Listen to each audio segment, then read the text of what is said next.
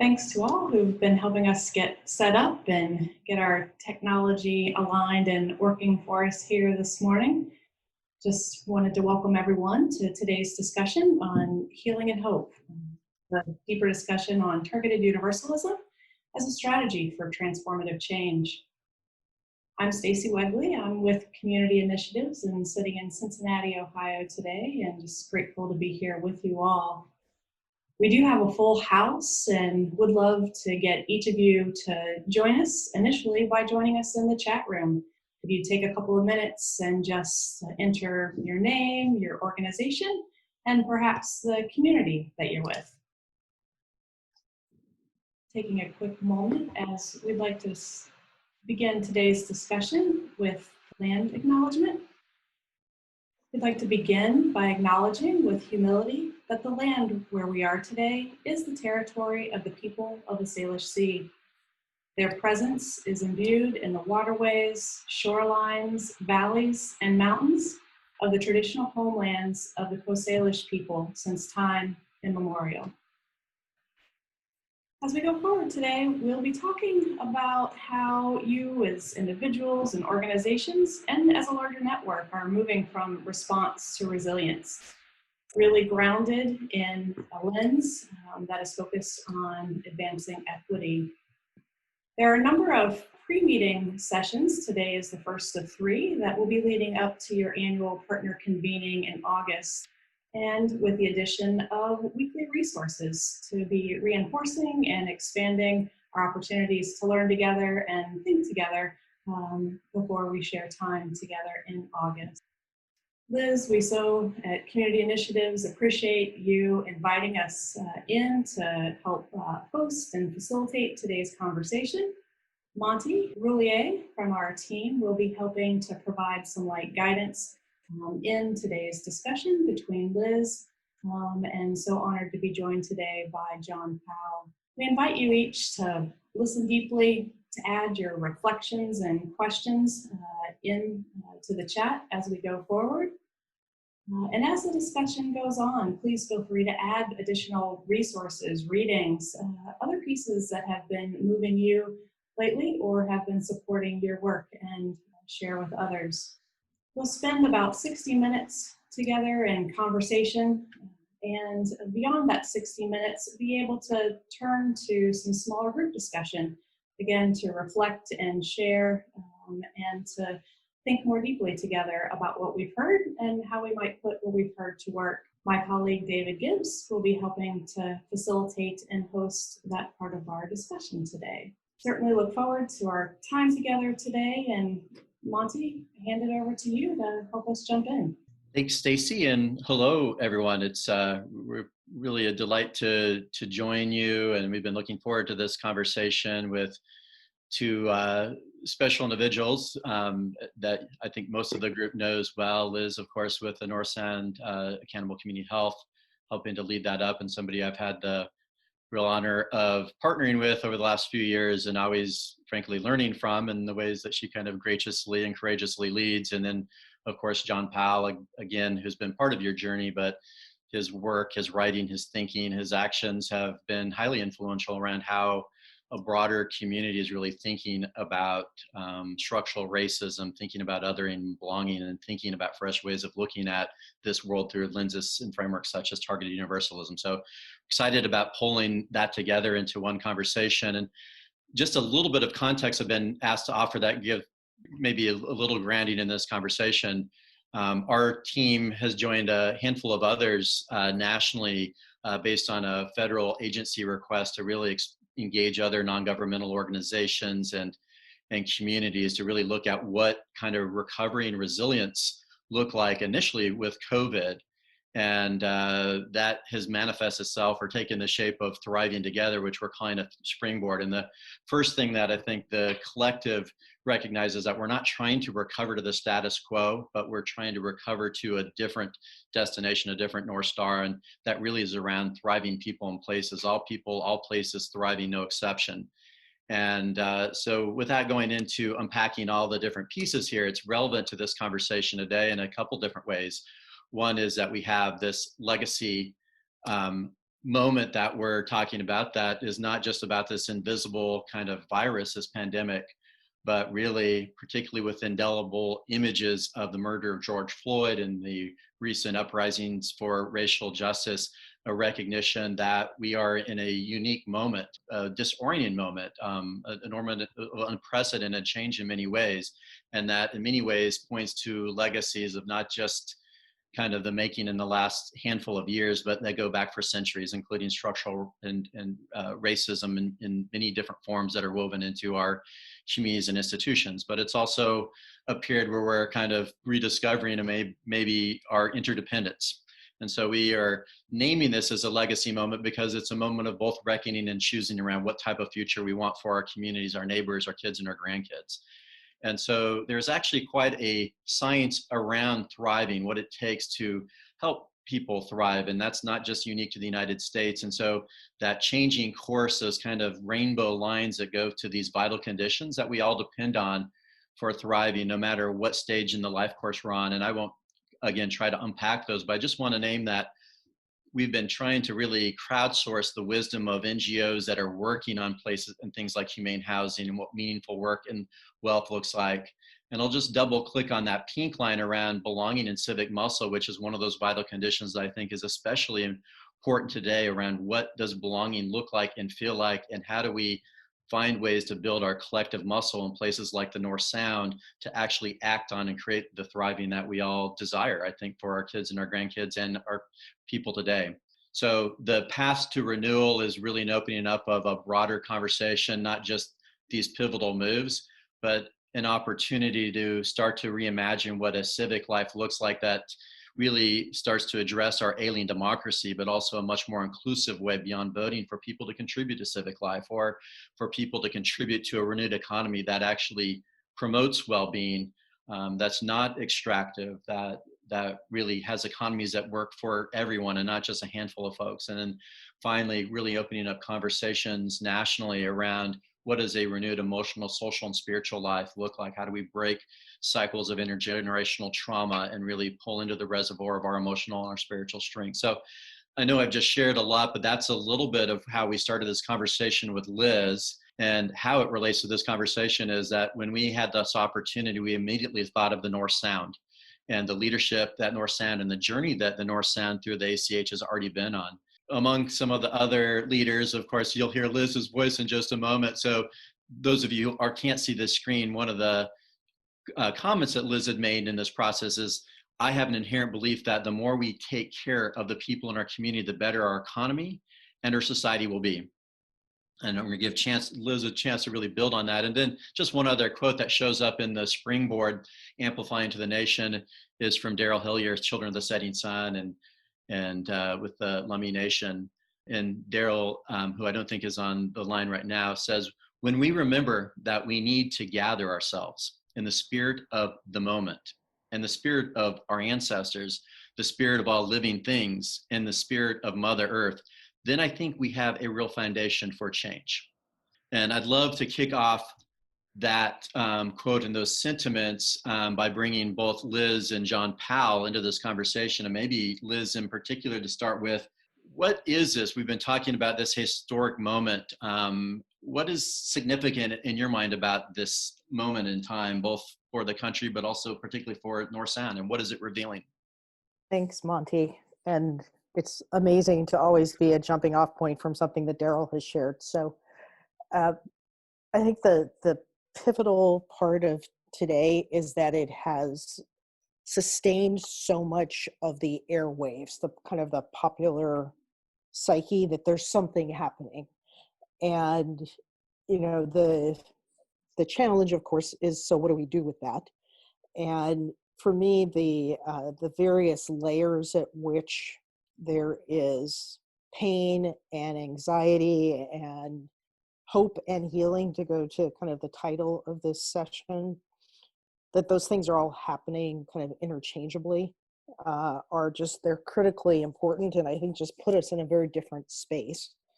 And, you know, I'm probably going to let John jump in, but, you know, one of the things that really struck me was probably one of the most recent meetings that we had with a group of staff people from our partners who are people of color, and we were talking about how hard it is to be in this moment when your job is to take care of people in your community and you're working within organizations that may or may not actually recognize that they've got staff who are struggling and also needing help.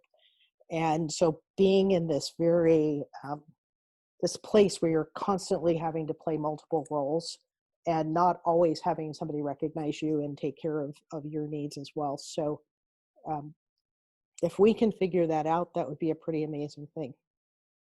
Thanks, Liz. Yeah, and maybe John, to bring your voice in this conversation. This is not the first time I think you've been asked this question around what is significant about this moment. What's being revealed about us collectively? So first of all, thank you, Monty and Liz, work you do. This is actually a very interesting time, and I think you really might be, and you never really know, but I think we may be at an inflection point. We've had other crises, we've had certainly other killings, and sometimes there's a commission or there's a movement, and then we sort of slip back into our normal pattern. I think this may be different for a number of reasons. If you just look at this in terms of the uprising, the scale, the scope is much larger than anything we've seen in the past. I read somewhere that in terms of people advocating for racial justice, this is the largest movement in a compressed amount of time in the history of the country. We have the civil rights movement stretched over, but many people didn't participate in that. Here, you go to every town, every state, almost every city, and there's been some expression. There's already been change. I live in Berkeley. Berkeley's taken some money from the police and repurposed it. They're talking about taking the police away from giving out tickets. The University of Minnesota immediately ended its contract with the police department. It's going to do something different. Woke up this morning and looked at the news, and the Washington Redskins are, after decades of fighting, they've said, okay, we're going to drop that title and that logo. The Native American community has been fighting this for decades, and yet in this moment, something has happened. It doesn't mean that we're there or that we can relax, but it means it's a real opportunity. And the last thing I'll say, just in terms of introductory remarks, Monty, I would say it's more than a moment, right? I think part of the mistake we make is that we think it is a moment. And think about the pandemic. There are really two. There's the pandemic of racial and suppression of others that's reflected in George Floyd's death, but there's also the pandemic of COVID. And I think what we've done as Americans is that we said, okay, we were good more or less for 2 or 3 months. We're done. I'm going back to what I normally do. And as people said, we don't get to decide that. We might be done with the virus. The virus is not done with us. And we have no idea how long it's going to last. Is it going to be another 2 months? Is it going to be another year?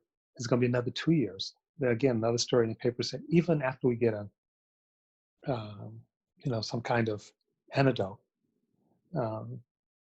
it's going to still be with us.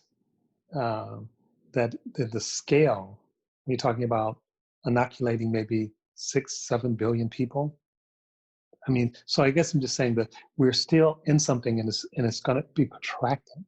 And our institutions and structures and our stories will have to be reconsidered. And I think we need to sort of brace ourselves for a real protracted struggle. No matter how it turns out, it's not going to go away quickly. And those of us who've been involved in racial justice know that in terms of racial justice. But now we're compounding that with what's happening with the pandemic. So I think, again, this is just, as I was saying, more than a moment. I think how do we prepare for that? I think is quite different. Thanks, Liz and John, and for recognizing or kind of pushing on this notion of kind of narrow thinking in this moment as really a compressed period of time. And as you point out, John, there is some unprecedented change that's happening really swiftly, as you talk about in Minneapolis, or cultural icon in the change of an NFL football team's name. And wondering if you might go a little bit deeper in thinking about the legacies of that go back way beyond before the founding of this country in many ways, as we know in North Sound with our 8 tribal partners here. How do we move from legacies of oppression and systematic exclusion to legacies of well-being, of shared legacies for the future, acknowledging, that, in many ways, we don't have the answers. We're still in the middle of these pieces in our conversations in our country, just as with NFL teams. There are folks that would say, we don't want to go back. We can't have conversations about the past. And we have a growing number of folks saying we can't move forward unless we really meaningfully address what's happened in the past. So I'm just curious how you navigate those creative tensions. Well, I think like a lot of things, there's something to be said in both of those statements, but then there's something more that goes beyond both of those statements. So it is possible to get stuck in the past. In a medical sense, when we think of trauma, for example, trauma oftentimes what it does, it freezes people and they keep reliving the same thing over and over again, so they can't move forward. On the other hand, as Mark Twain said, the past is not the past. And we're fighting, think about this, we're fighting over monuments. Why are we fighting over monuments if we don't care about the past? These monuments are about the past. We're actually fighting over monuments, and fighting over the past is one way, potentially, that we fight over the future. You go to a doctor and, you say, I have whatever, high blood pressure, I think I may have diabetes, I don't know. And the doctor oftentimes starts with, is there anyone else in your family that has diabetes? What did your parents or grandparents die from? And you might say, look, I'm standing here in front of you. Why do you need to know that? But our very bodies are carrying our history with us. And to be a good doctor, to be a good practitioner, you have to sort of engage with people. You don't just cut off. The present is not cut off from the past, nor is the future. It's not determined by it entirely, but it certainly influences it. And if we're going to have a different future, we have to actually think about different structures, different stories, different cultures. Structures are actually, if you think, collective habits. That's what structures are. They're collective habits. So why do I go down the street a certain way to go to the coffee shop? It's because someone built the street that way. It may not be the fastest way in some respects. Someone built that street. I don't have to think about it anymore. I just get on there and it takes me where I want to go. So if we're going to change that, it's very disruptive. To tear up a street, it's very disruptive. It takes a lot of energy. It doesn't happen automatically. So if this is going to be different, we're going to have to look at what has been the things that has sustained the racism, the othering, the exclusion, the inequality in our society. It's not just people with bad attitudes. These structures are doing the work, and these structures are built upon a history. They're built upon a history. I just rewatched part of Hamilton. Interesting, not perfect, but as people know, Hamilton started Wall Street. We are still living with Wall Street. And some people were critical of it then, some people are critical of it now. But these structures are deeply embedded. They don't just go away. We live them every day. We get ready to have an election. We're still debating the Electoral College. That was one of the founding things put in our Constitution, in part to sort of exaggerate the strength of small states, and as a corollary to exaggerate the strength of states that have slaves. We're still living with that today, an impact of that today. So we actually can't understand even now, and we certainly can't have a different future without embracing the past, but not embracing it to get stuck, but to understand. And so the last thing I said, Monty, is we're getting a lot of questions, 2 questions. One is, how do we get here? And 2 is, what do we do to get someplace different? So how we get here is our past. And it's reflected in our stories. It's reflected in, I was with a friend last night and I said, so when you were a kid, did you watch cowboy and Indian stories? And who did you cheer for? And those of us over 50, many of us grew up just consuming that stuff. We didn't know any real indigenous people. The people we know were through television's portrayal. That was a history. That's the history, not of Native American people. That's the history of the United States. That's how we got to where we are today, through those stories, through those tropes. So if we're going to change that, we have to change it. We have to change it first by understanding it, by knowing it. So we have to know the past without being trapped in it, but we also have to embrace it so we can build something different. Thanks, John. Liz, curious how you might layer onto that, because you all are already doing some of that work really around the past and the future in North Sound. Yeah, there's probably like two, and I hope I can weave them together, but two things that jumped out at me. One is, just this notion of having these two pandemics. So the COVID-19 and just understanding the deep roots of racism, structural and systemic racism. But one thing that happens when like our systems start to fail, we pour a crap load of money into rebuilding exactly what we had.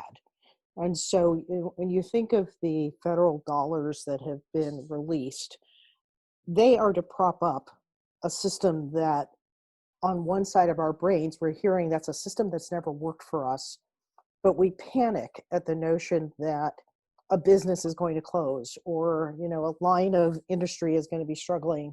So we have to prop it up. When, if I was thinking with targeted universalism around something like CARES money, I might actually direct those funds in really different places than where they are being directed. And instead, they are being directed in exactly the same way that they always have been, because the decision makers are the same decision makers that they have been. And I think that that's both an observation and is it an opportunity? So, there's a piece in there. And then it really is, John, when you started by talking about going into a doctor's office and, thinking of a recent article in the Journal of the American Medical Association about how much race is a factor in treatment, medication decisions, who gets what procedures, who gets what opportunities in healthcare. And, even in your individual patient-doctor interaction, race is part of the algorithm that determines whether you get certain assistance or you don't. And that is so ingrained that it's no longer visible to healthcare providers because they don't think about like what created the system that was there for them.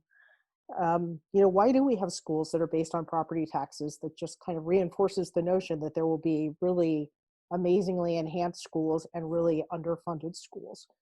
And so how we try to, here in North Sound, where, I wish I had like trillions of dollars, how do we figure out how to take the resources that we have? And I think it's both financial and it's just skills and assets of the folks who, I've had the honor of being introduced to, and try to redirect those across the region and put them where we know there just needs to be some investment in order to meet the needs of, some of the tribal clinics or meet the needs of, this group of, people of color who are working within these amazing organizations that don't know that they're there and how to address their needs.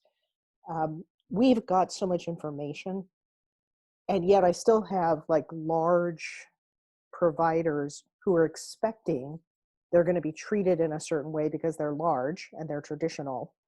And we're trying to pivot that and say, because you're large and traditional, we're actually not going to be investing in you. We're going to be investing in a different direction. And, that has been a journey that started before I moved up to the North Sound area. And we're trying to figure out, like, how do we take this opportunity and take the funds that we have left and invest them correctly? Because what we'd like is to end up with something that gets us on that path towards a region where people feel safe and they feel that sense of belonging. But it requires investment that always becomes an afterthought when you're in the middle of a crisis. It's a luxury as opposed to a necessity. And I'm trying to figure out how do we make our community understand this is the necessity. You have enough evidence to know this is the necessity right now. Again, Liz, just being part of some of the conversations that I hear with you and other partners in the board, I feel like you actually have stepped into that conversation. You haven't figured out exactly what that looks like, and holding this moment, if you will, that also there is a luxury to be able to even think about that. We have so many folks in our country and our communities that are really in a struggling and suffering mode, right? And so one of the areas I'm curious about, just around civic life, John, you have talked a lot in your teams around breaking and bridging, that our civic lives and even the democracy that we've inherited was not designed for everybody to contribute, and that's an understatement. And as we try to reimagine what does a civic life look like that is inclusive, that where folks feel disenfranchised, that are threatened by the level and speed of change right now, and those that have never had a chance to fully participate and contribute, what does it look like to move towards a more inclusive, participative civic life? I know that's a huge question, but I'm curious your thoughts. Well, part of it is recognizing that history. And a lot of people feel like, well, I wasn't there when they took the Native Americans' land. Well, I wasn't there when they enslaved Black people. And now women can vote, so what's the deal? But every one of those things still show up today, every one of them. And some people feel that if you bring in a belonging and inclusive way, if Blacks, women, Native Americans, Asians fully participate, will that diminish something for other people? So there's a fight about this. And, we forget,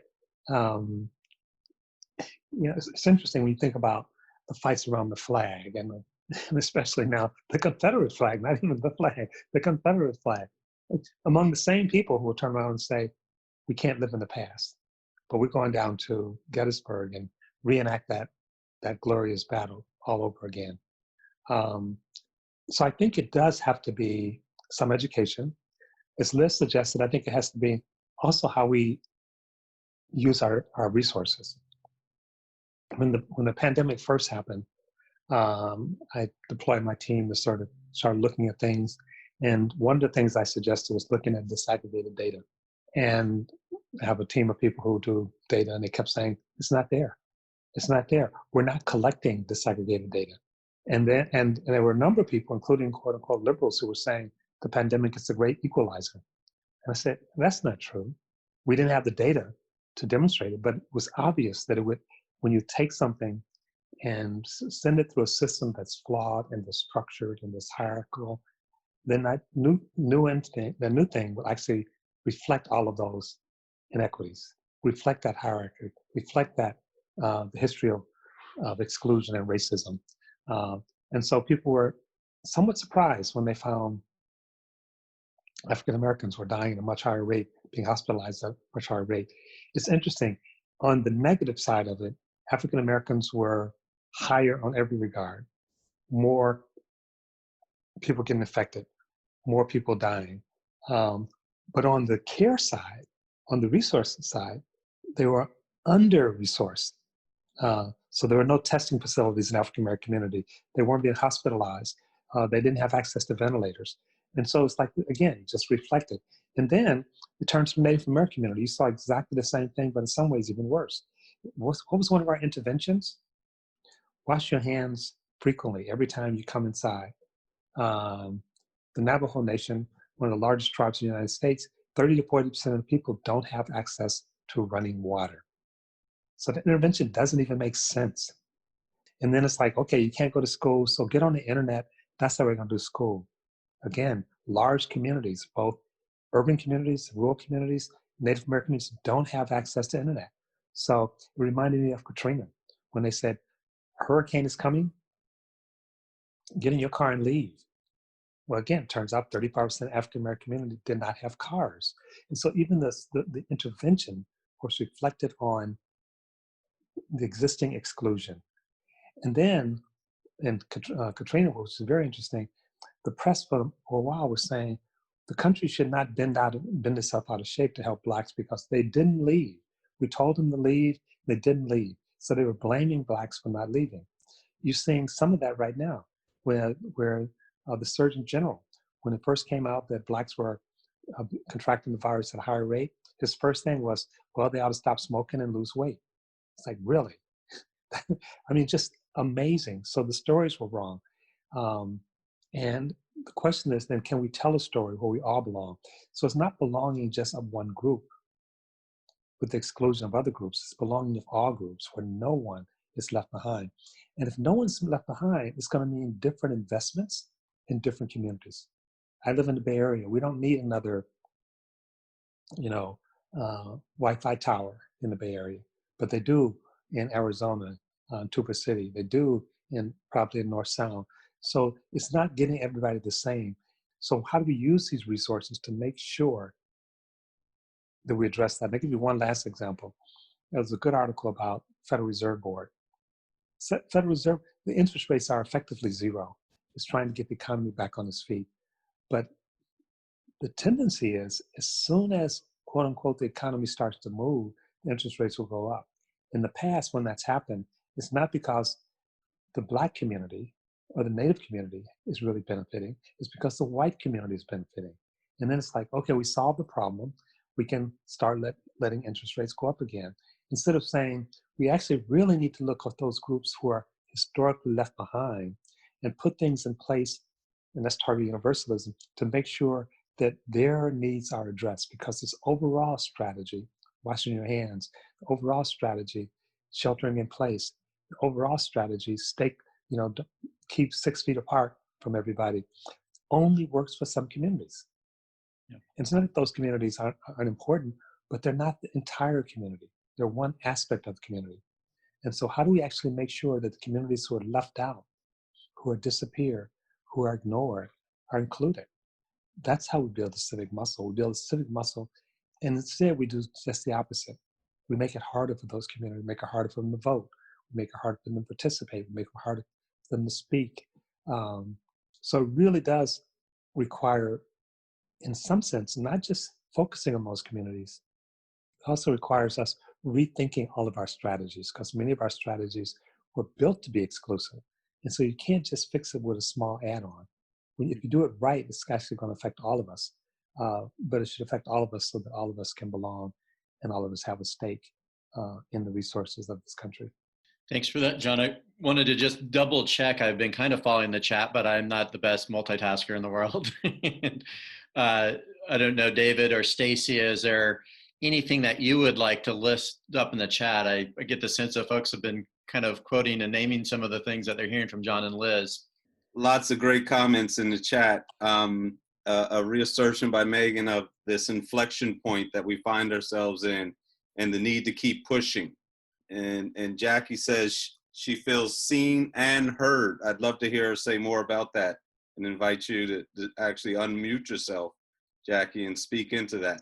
Hi, good morning, everyone. Jackie Julian, Communities of Color Coalition. I'm all in my feelings, David, so way to call me out because the conversation is so needed. And so just listening to what John is saying and what Liz is saying, my spirit feels like, as it was mentioned, like this time is different, because not only are we leaning into this time that is most uncomfortable, or actually letting that guide like the way we do work, the way we see. And I think Liz had mentioned it, that again, coming from community-based, a lot of the things stay the same because we invest in big business. And I'm just gonna sit here in my feelings, and I'm inspired, I'm encouraged. And I think, it's acknowledging the history. And so I think that what's happening is folks want to do a quick solution, and we're being intentional with slowing down and making sure we understand what it is that we're dealing with.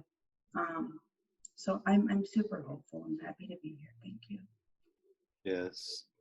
Thank you for sharing that, Jackie. So such an important moment to not run from the feeling. I'm reminded of the statement, There's no way around it or over it or under it. It's about going through it together.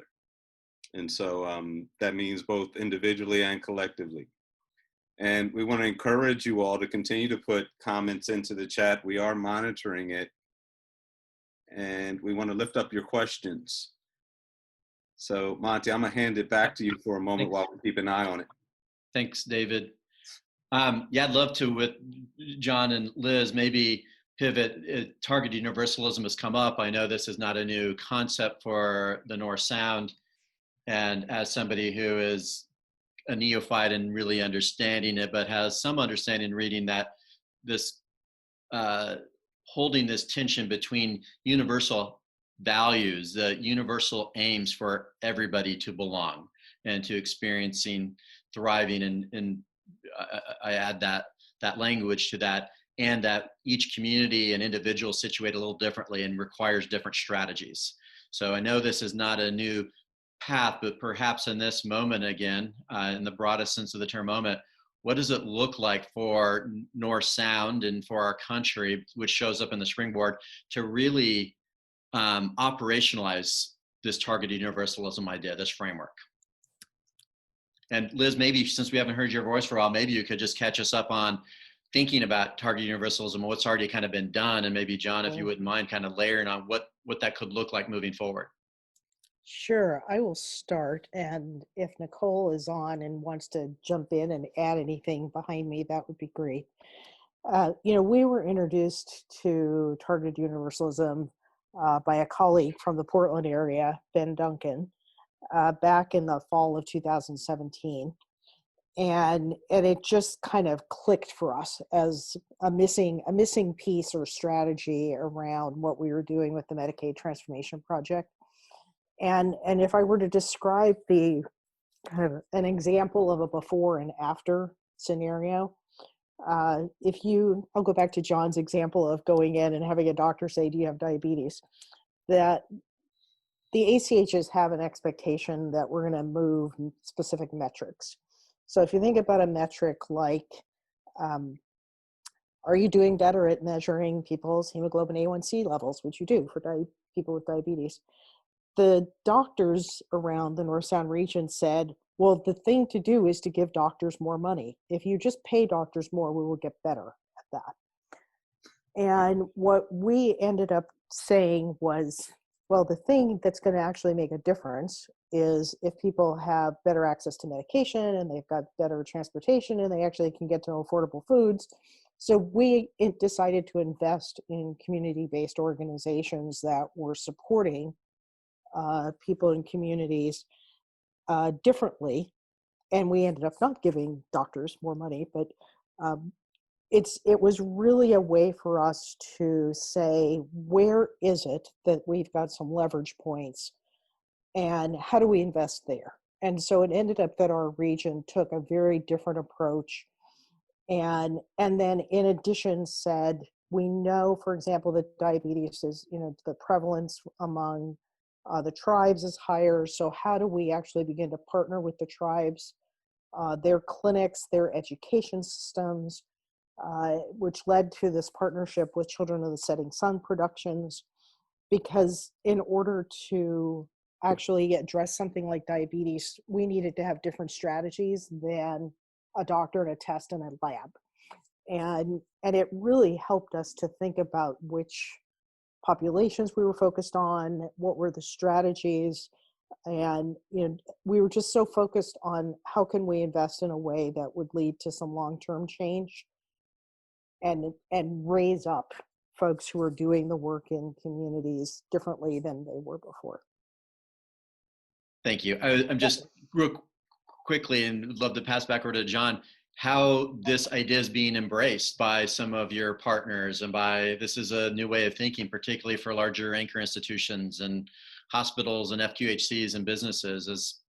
I think that if I were saying what would have happened 4 years ago, I had a lot of primary care docs who were not very happy with me.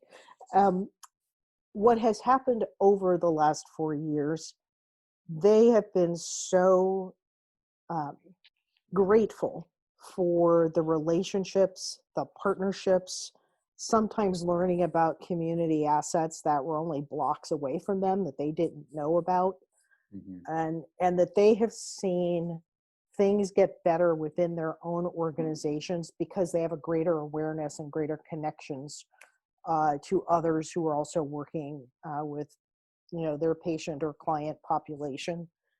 So what we've heard has been incredibly positive because the growth that they've seen has been in building relationship with each other. Thanks. John, please, wherever you'd like to go with it, as somebody who's helped create this framework, how do we move deeper into operationalizing it?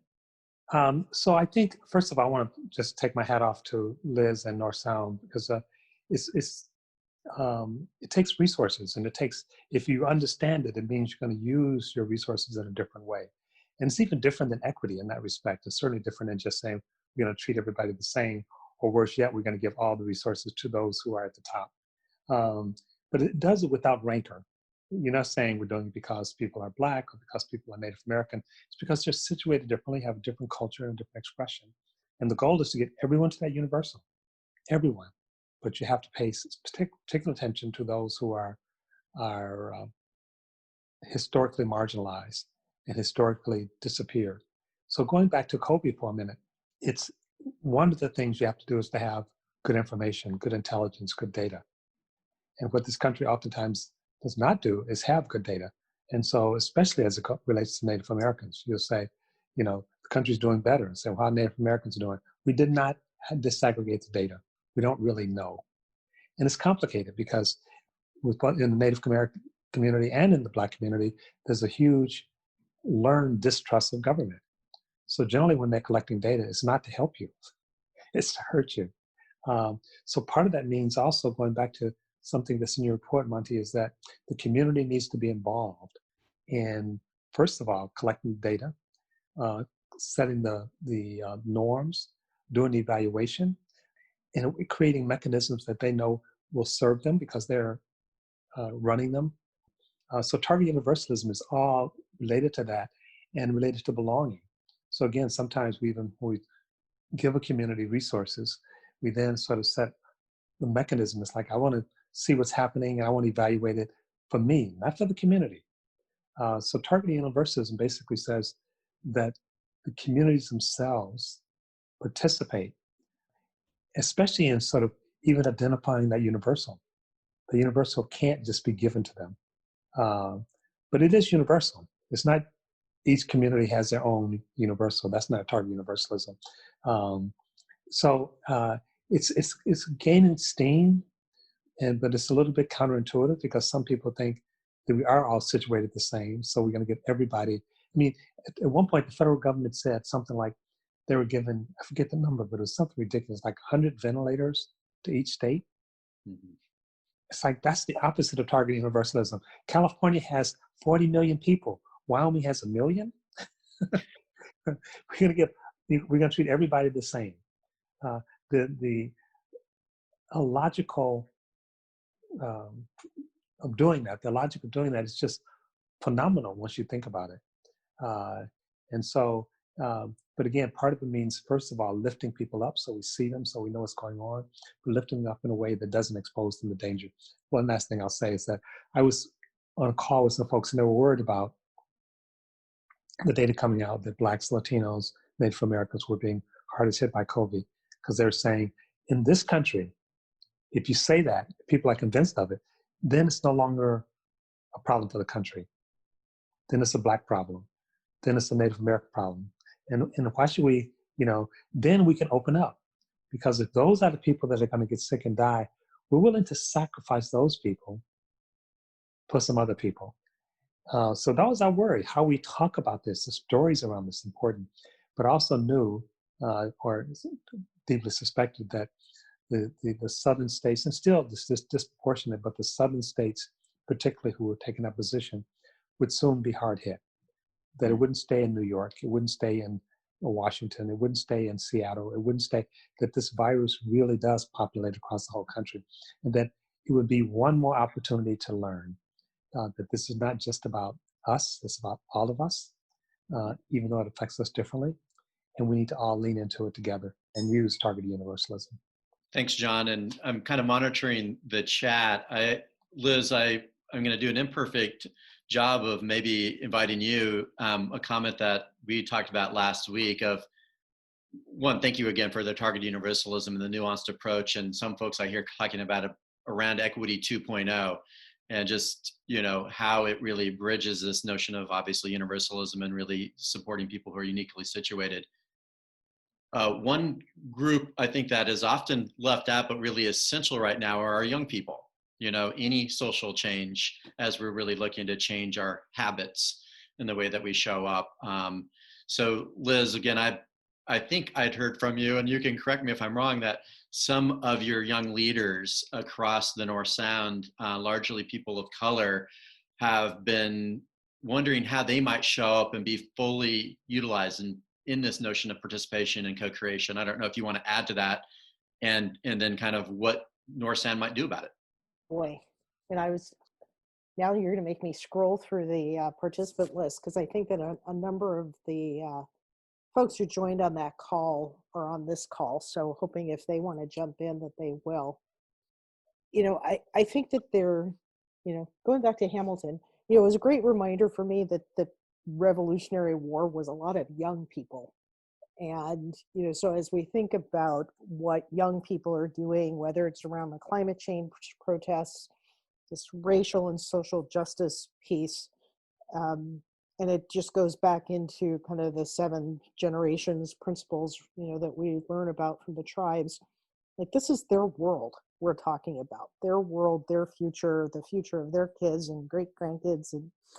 And so how it is that we can have ears and eyes wide open for them and create space where they can actually influence the decisions that are the questions being framed, much less the responses being developed, I think is just really critical.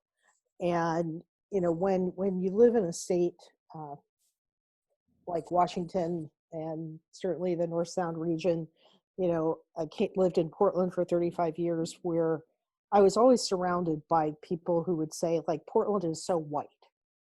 And I would find myself not knowing whether I should agree with them or not, because I'm standing here right in front of you. Like, what does that mean, that you can't see me when you're saying something like that? And so how we turn to people who are most impacted during these types of upheaval and opportunities for change, to let them tell us what we should be focused on and what we should be investing in. We're trying to figure out how we can create that kind of opportunity in North Sound, but I'm hoping we're doing that across the globe. But that's my optimistic, idealistic self.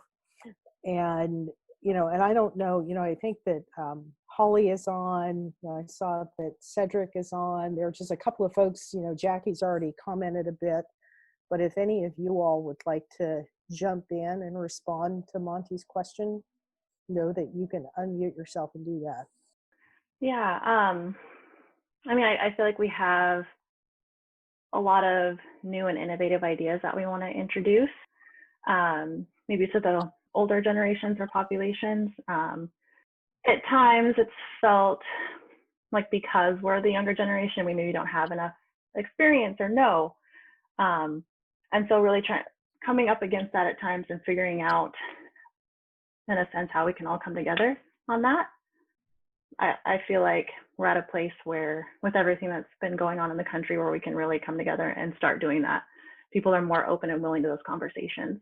So that's been very encouraging. And Monty, that Children of the Setting Sun, has their youth podcast.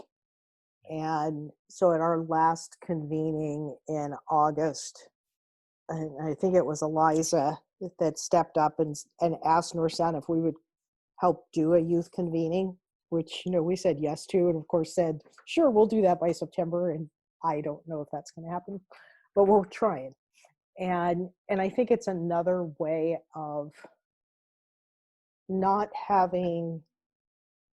just ignoring the fact that there are people with lived experience who may not have as many chronological years as others, but still have the experience and perspective that's really important for us in planning the future. Like how do we build that as part of our own internal expectations of doing that work? Thanks, Liz. And in the last few minutes here, David, it sounds like there's maybe a chat that you wanted to just lift up real quickly. Yes, I actually want to there's a few now starting to come in. Mary Jo, you had a comment in the chat. Would love to invite you to expound on that a little bit. Mary Jo, I believe. David, but just a little bit, because I think the Hollies of our group are who are leading us. What I wrote is, in this time, people with historic privilege, which that includes me, are turning to communities most impacted by racism, othering, to tell us what we should do. We're making them tired and wearing them out again. Studying our true history will help us see established systems in a different context. One roadblock I see is fear of owning that true past, what I call the "that wasn't me" syndrome. And before we can move ahead, that stops us from moving ahead. And that's where, so far, the work of the ACH under Liz's leadership, and particularly Children of the Setting Sun and Daryl, who I've known for 30 years, are really fundamental to the change we're looking for. I think when we've all been able to be together in a room, and we are mostly still white, the impact of the teachings of Daryl and his family and everyone working in Children Setting Sun, we're an audience that has to face things. And that is what really carries me in this moment. And making that work fundamental to what the ACH does matters very much. Thank you for that. Thanks.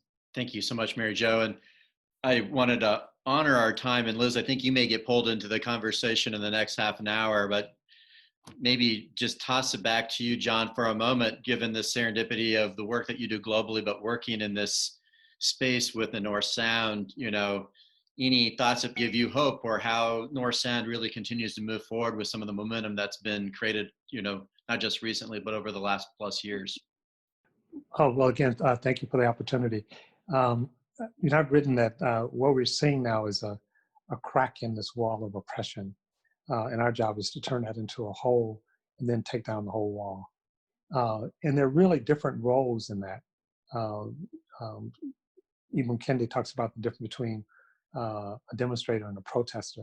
But when you look at large movements, they're oftentimes literally led by young people. I think the Freedom Riders, the average age was 17. We forget that. That's a huge change in terms of civil rights in the United States. They're kids. When we think about millennials are now the largest single group in the country. They're a larger group than baby boomers. And so part of it is to engage with them, for all the groups, but certainly those groups, to give them the support they need to listen to them, but also to talk to them. And particularly young groups of color, I would just lump young people together, because as we saw in some of the climate change work or in some of the gun violence work, when we invite young people in, we oftentimes default again to young white people. They should be excluded. But the young people are even more diverse than old people in terms of race and other things. So I think creating structures, capacity, resources to engage with them makes a lot of sense. And one thing North Sound has been able to do is to do some of that work. So then when this crisis hit, there are at least some beginning structures to actually lean into it in a constructive way. If we don't have, if we don't build those structures, if we don't build those institutions, if we don't build those capacities, then it will be a moment.